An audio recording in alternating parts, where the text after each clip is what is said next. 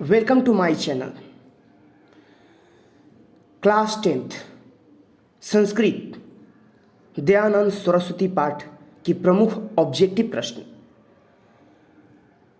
ये प्रश्न आपके एग्जाम में आने की पूरी संभावना है।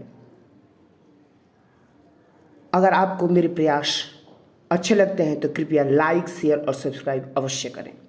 प्रश्न है आपका कि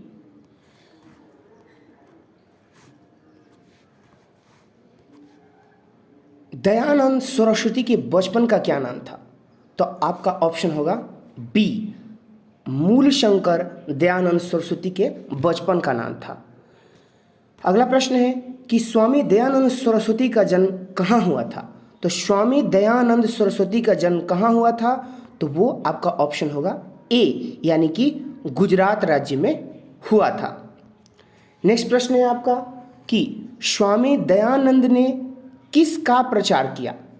तो ऑप्शन बी, यानी कि उन्होंने शुद्ध तत्व ज्ञान का प्रचार किया। ये प्रश्न आपके परीक्षा में अवश्य ही आएंगे, तो कृपया इसे ध्यान से समझिए और लाइक, शेयर और सब्सक्राइब कर मेरे हौसले को बढ़ाइए।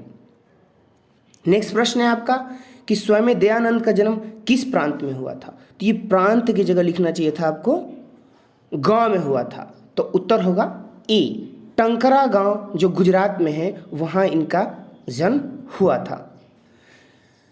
दयानंद ने आर्य समाज की स्थापना कब की? आर्य समाज की स्थापना कब की?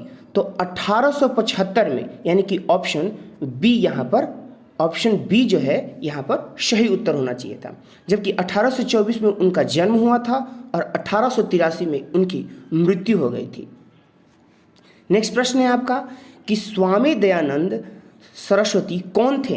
तो वे एक समाज सुधारक, धर्म सुधारक, शिक्षाविद, यानी कि तीनों थे। अतः आपका ऑप्शन डी सही होगा, इनमें से सभी। नेक्स्ट प्रश्न है आपका कि स्वामी दयानंद किस शिक्षा संस्थान की स्थापना की? तो आपका ऑप्शन होगा बी, एंग्लो वैदिक पब्लिक स्कूल, यानी कि उसको हम लोग डीएवी कहते हैं। बाल्य अवस्था में स्वामी दयानंद का मूल नाम क्या था?